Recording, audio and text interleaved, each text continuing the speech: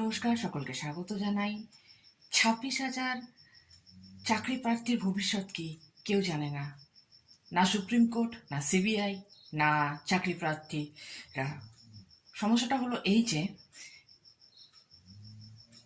বনসালের কাছ থেকে যে উত্তরপত্রগুলি বা ওয়েমার্কশিট পাওয়া গেছে সেটা কতটা বিশ্বাসযোগ্য তার কোনো প্রমাণ কারোর কাছে নেই। কমিশন সঠিক উত্তর দিতে পারছে না। বাস্তবে বোঝাই যাচ্ছে না কে যোগ্য কে অযোগ্য, কিভাবে যোগ্য অযোগ্যের নির্ণয় করা হবে তার কোনো নিশ্চয়তা নেই।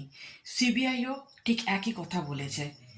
এরকম অবস্থায় দাঁড়িয়ে সকলেই ভাবছেন হয়তো সমগ্র প্যানেলটি ভবিষ্যতে বাতিল হয়ে দেওয়া যেতে পারে।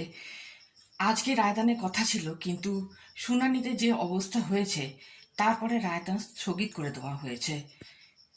আশা করা যাচ্ছে খুব শীঘ্রই এই জটিল পরিস্থিতির